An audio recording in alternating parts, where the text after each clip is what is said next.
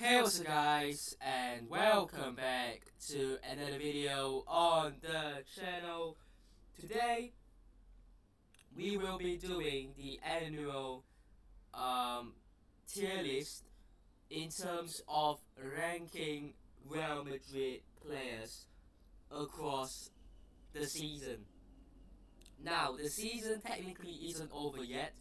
There is still the Club World Cup, but I think it will be extremely unfair on Xabi Alonso to rank the players for the World Cup, Club World Cup.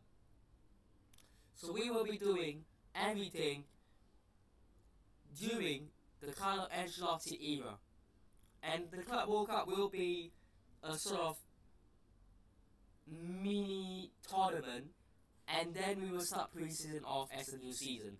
So technically, the Club World Cup is still part of this season, the 24-25 season, but I'm not gonna rank that because it's only a couple of games anyways, and it will be unfair. So I hope you guys can get that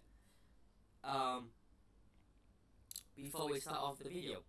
Now, this is um, the tier list. The only player that isn't in it that I can think of is Raul Asensio.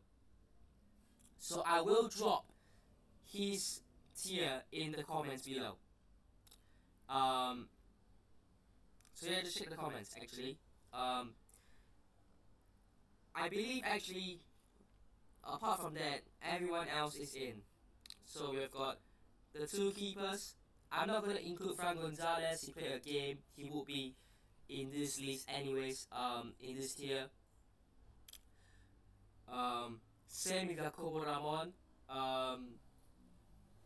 As well, I think it will be extremely unfair to judge. And yeah, the other young players who might have played, Victor Munoz, etc., they will all be in this tier anyways. So, let's start off with Thibaut Courtois. Genuinely a shout for my player of the season.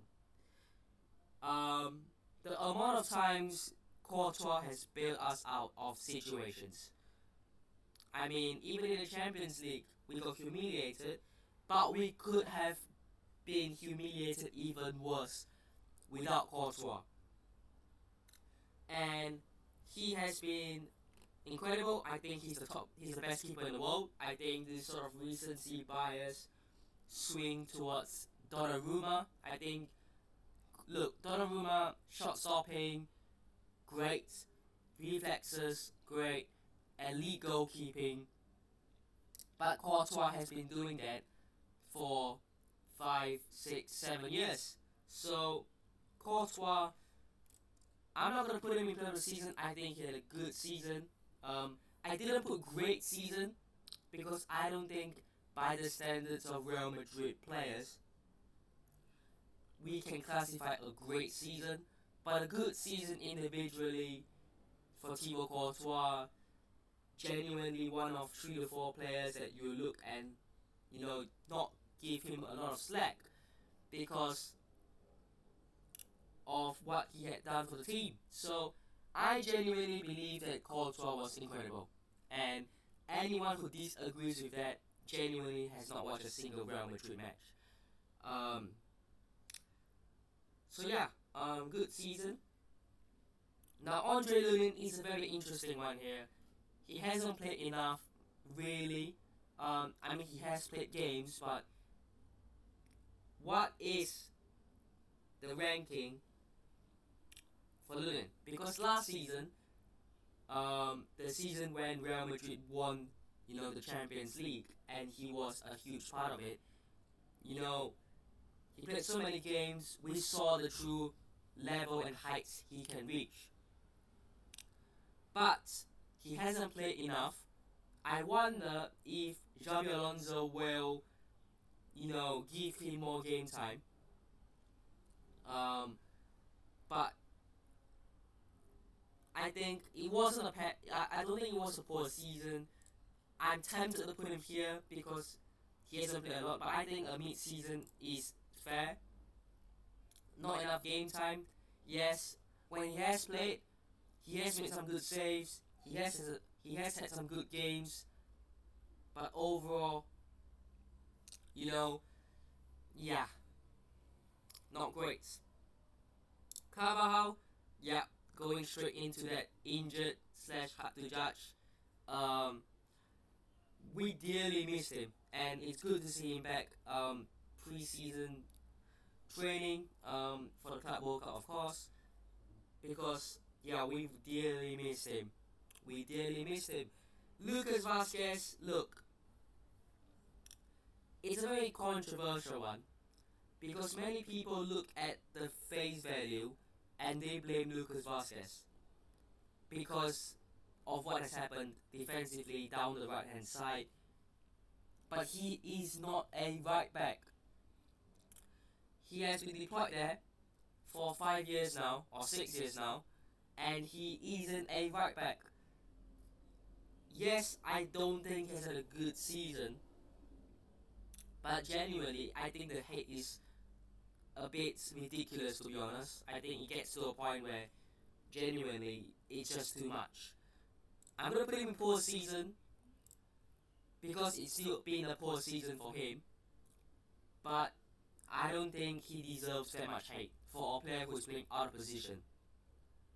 He has tried whatever he can, he has done whatever he can, and he will be leaving after the Club World Cup. So I think it's been a poor season for him, but the hate is very ridiculous. Fran Garcia,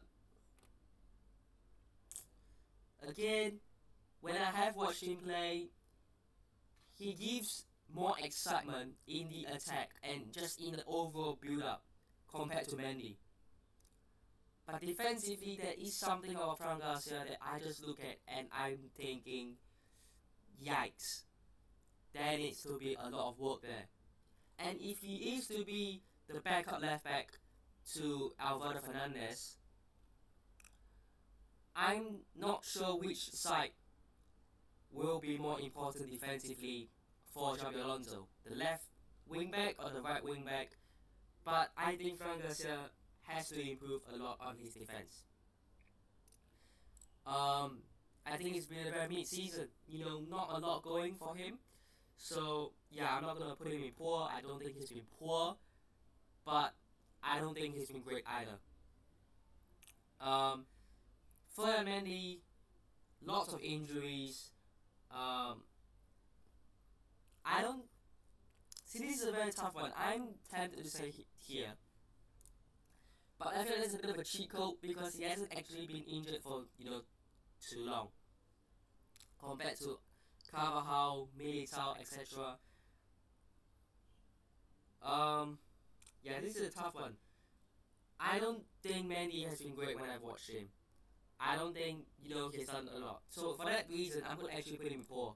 For me, when I have watched Ferdinand Mendy this past season, whenever he has played, I don't get that sort of wow, we have finally got Mendy back. I feel like whether Mendy was playing or whether Fran Garcia was playing, it didn't make a huge difference to the left hand side of the defense.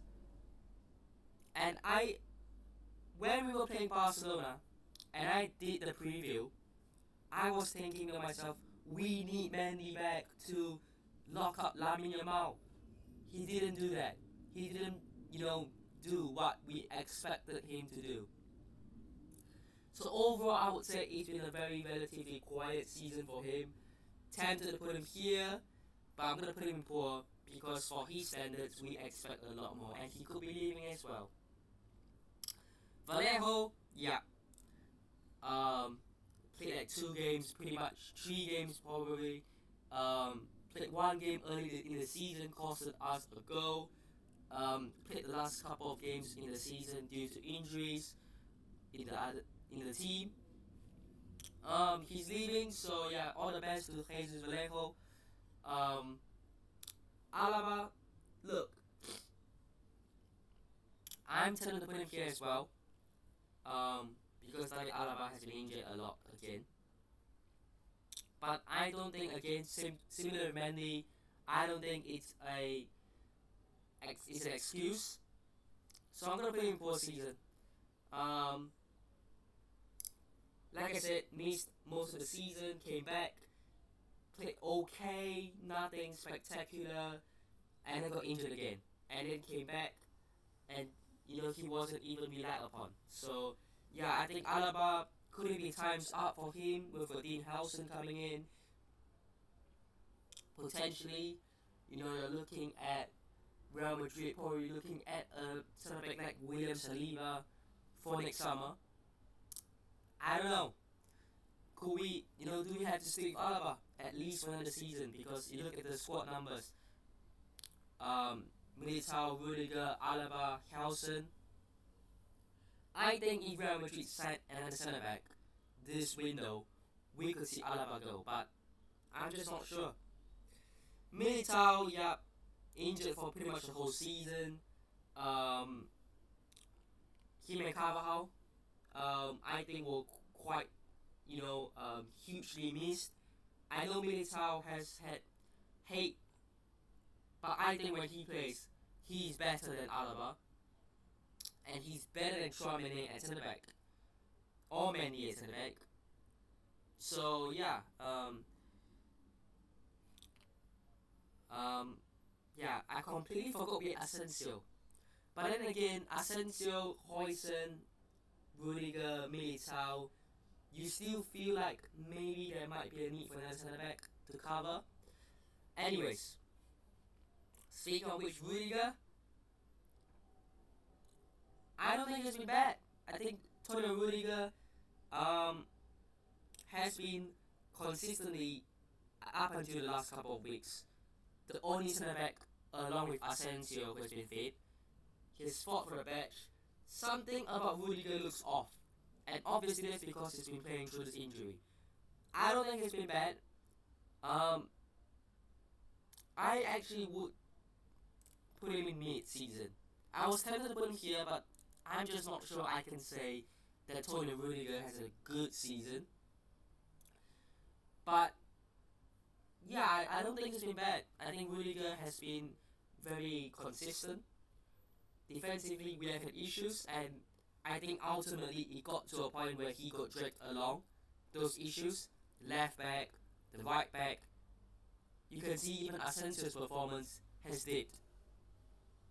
So I don't think it's an issue in terms of Rudiger, but yeah, I think he's been playing through the injury, playing through a bit of pain, and yeah, we'll get on to Bellingham, but that is pretty similar. Now moving on, out away from the defense, you can see the tier only Courtois is in good season, the rest are all mid or below. That sums up our season really.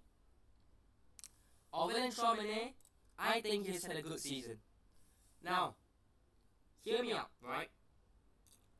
I don't think, again, similar to Lucas Vazquez, right? He isn't a centre back. But when Chouameni has had to fit in at centre back next to Rudiger or replacing Rudiger, I think he's actually been quite good this season.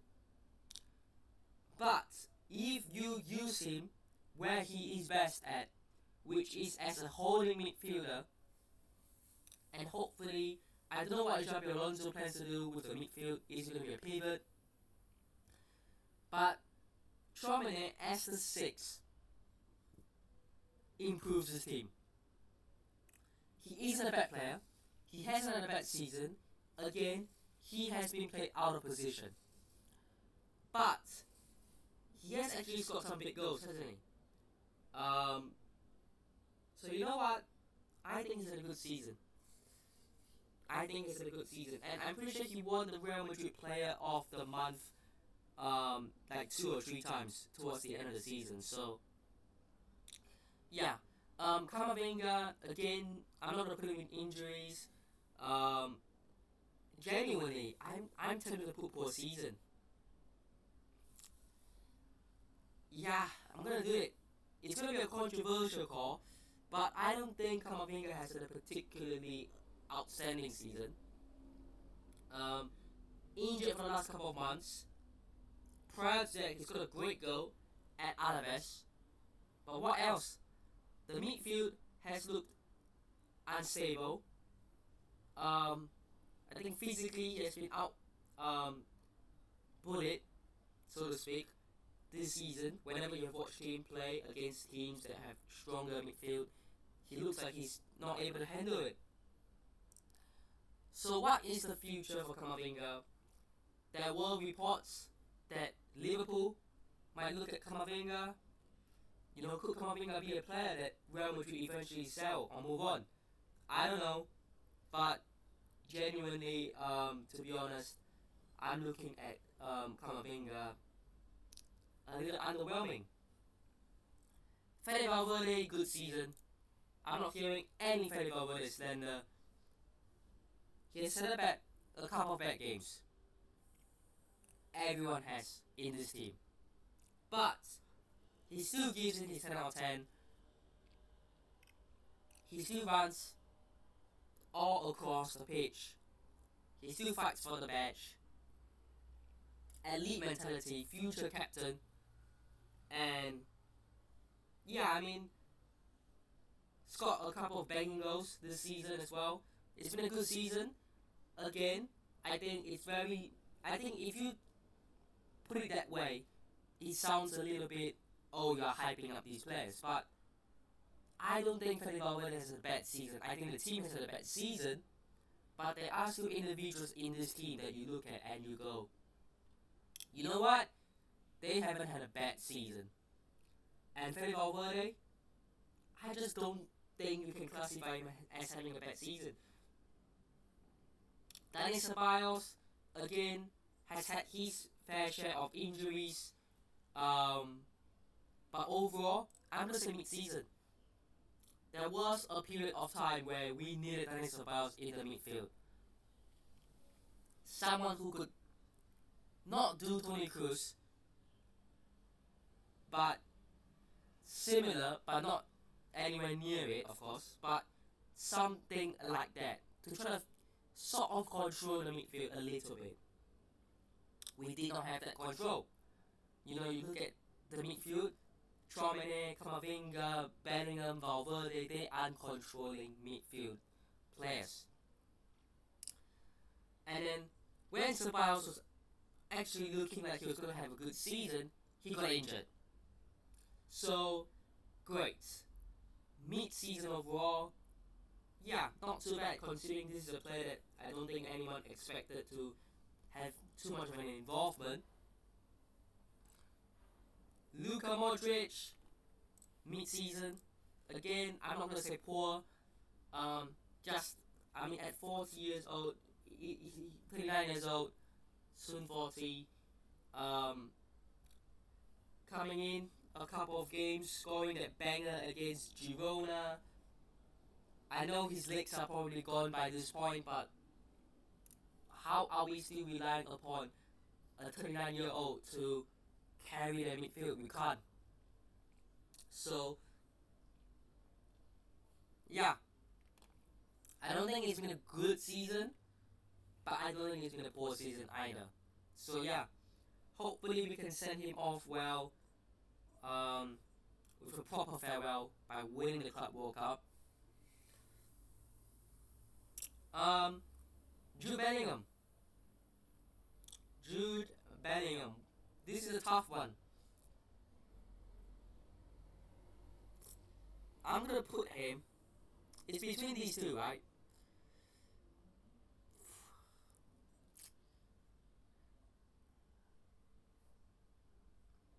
I'm gonna put him good season. Now I'll tell you why. I think the first season when he joined and when he reached those incredible numbers, you look at the stats in the 23-24 season, 19 league goals, 23 goals in all competitions, right? And 13 assists. compared to 14 league goals and 14 assists, right? He has not played as advanced. He has had to move back into a more, deeper midfield role. So that takes away most of his goals. He has still put up 14 goals and 14 assists. In fact, more assists than last season. Just saying. And like I said, he has had to play through this shoulder injury, which he will go and get that surgery for, which means that he will be out for the first 2-3 months of the season, potentially up until September. But not only has he been playing through the pain, he has obviously had to play a deeper role, like I said. And overall, this is not a player that came in to score 25 goals a season. He did that, but it was a fluke. It was not intentional. He's not a striker, he's not an attacking midfielder. He is best operated as a player who makes a run into the box. But he hasn't been able to do that. He has not been able to do that. So I wonder how Xabi Alonso will unlock the best out of Jude Bellingham. But I don't think it's been a mid or poor season for him. I think people look at Bellingham and the first thing you would immediately think of is, oh, the goals have dipped. And that is true. But his job is not to score the goals. It should be Mbappe, it should be Vini, it should be Rodrigo, it should be the attacking players to score the goals. So it will be very interesting to see how he works under Xabi Alonso. But overall, he's still had a good season. You can see he's frustrated a lot of the times, but that's because he's hungry for more and he's playing through the pain. So I'm gonna put him a good season. I think Jude Bellingham hate is so forced. It's so forced. Moving on. Arda Güler. Again, really tough, isn't it? Arda Güler, I just think he needs a little bit more game time. Not poor. I'm gonna put him in. I would like to see how he will do competing with Franco Mastantuono in that right hand side of the attack. And yeah, when we have seen him play towards the end of the season, that link up with Mbappe against Celta Vigo, a couple of goals towards the end of the season, he has looked quite good, but we need to see more of him. He has now had 2 seasons where he hasn't played enough. I think the pressure will start mounting on him, because we did say that he sort of needs 1 or even 2 adjustment periods. That sort of time is gone now. Next season is the impact period. But will he get given enough minutes to make an impact? We don't know. Raheem, again, scored a very good goal against Atletico Madrid in the Champions League. That's as much as I can remember for Raheem this season. I don't think it's been poor, to be honest. Again, pretty much a mid-season. Not much going on for Raheem. Apart from like I said, that 1 goal. I think his minutes might decrease next season. Simply because you look at the options we have in the attack: Vini, Mbappe, Rodrigo, Arda Güler, Mastantuono. And then obviously you look at Brahim and obviously Endrick as well. But Brahim falling down the pecking order, to be honest. But he has still been a reliable option when we've needed him. Left wing, right wing, it's okay. Just call Brahim. Rodrigo, poor season. And I don't think it's fully down to him for that.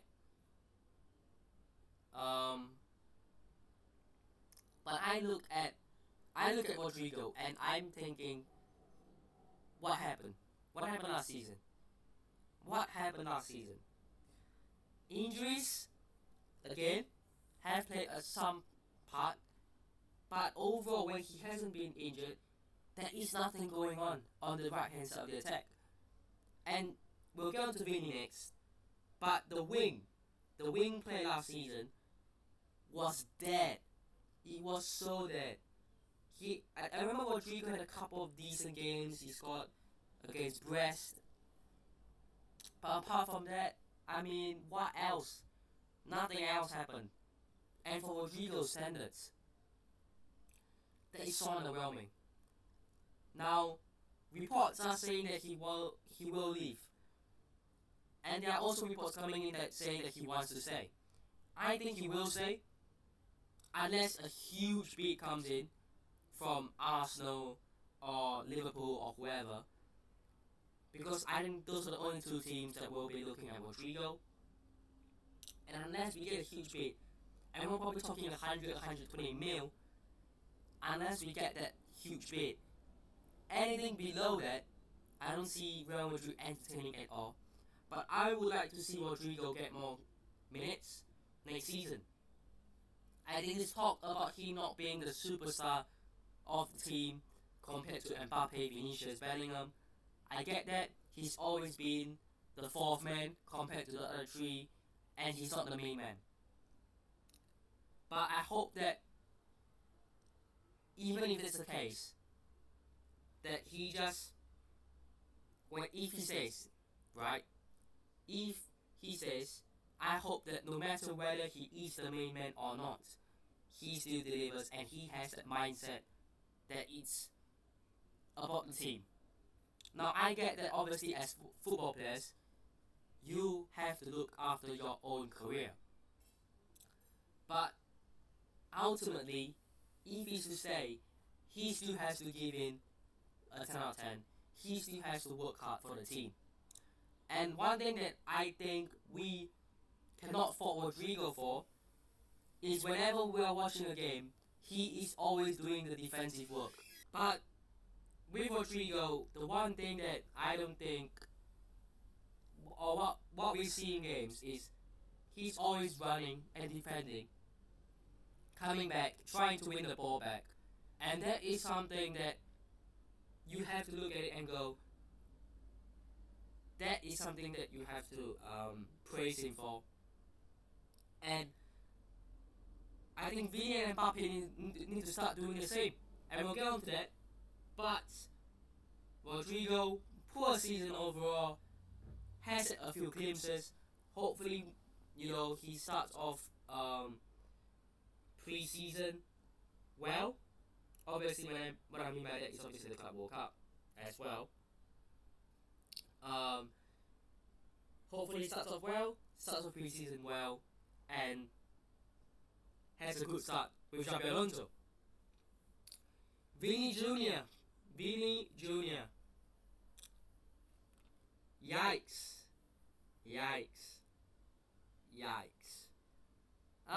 I'm gonna put him in mid.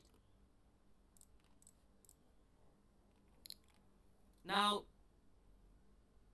that might seem very crazy, but I think he has not had a good season. I really don't. And look, firstly, if you look at the stats, right, it's not bad stats. It's not like he's got one goal, for example. The stats aren't bad.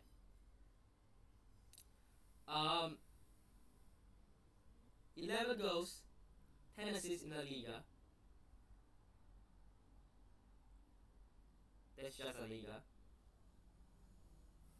Let's look at overall. Right? Overall, 21 goals in all competitions and 18 assists. 39 goal contributions, nearly hitting the 40 mark.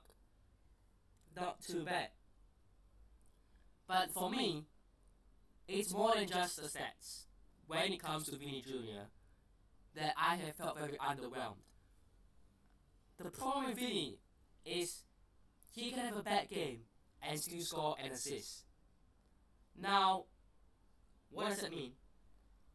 It means that overall, in terms of what we know Vini Jr. as, the style, the flair, the beautiful dribbling, footwork, it has sort of gone, disappeared from him this past season. Yes, he's still getting goals and getting assists, but I think there's so much to Vini Jr.'s game that we appreciate more than just the stats. And we want that back. We want it to be what last season we saw was he would have the ball and he would either take on players and lose out physically or get tackled and lose the ball, or choose not to take on players and pass it back to Mendy or Fran Garcia or whoever, right? We want the Vini Jr. who is just not afraid to take on anyone, running at players with his pace, at the same time getting goals, getting assists, coming back, helping out the team, win the ball back. We want that Vini Jr. We want a full package because we know that that version of Vini Jr. is the version that should have won the Ballon d'Or. That version, we want that version back, and I don't know if missing out on the Ballon d'Or has affected him emotionally, but we want that version back, and hopefully we will see it back. But apart from that, it's been a mid-season, hasn't it? It really has. Now, I'm not saying mid in terms of stats, because like I said, 39 goals and assists is a good season. But it's more of the eye test. It's more of what he can offer even more to get not just a good season, but player of the season. Because we know his capabilities. We know the levels he can reach. Endrick, he's pretty much not played, so I'm going to put him here. Technically, Arda can be here, but I think Endrick has pretty much played less than Arda, and when he has played, it's been off the bench, pretty much. And again, it's his first season coming in. My only issue with Endrick is his size. As in, I don't think he is physically strong enough to play as a striker. Maybe he might play behind the striker, as a second striker, as a false nine, as maybe an attacking midfielder type player. But I'm just not sure that he has a role as a striker in this team. He just gets bullied, to be honest. And lastly, surprise, surprise, Kylian Mbappe, player of the season for me. He was written off. He was labelled a flop. He was labelled a terrible signing. And look, the first season in terms of silverware, I don't think that's what I expected for Mbappe. I mean, he has still won 2 trophies, the UEFA Super Cup and the World Cup earlier version, Intercontinental Cup. And funnily enough, his former team PSG have won the Champions League.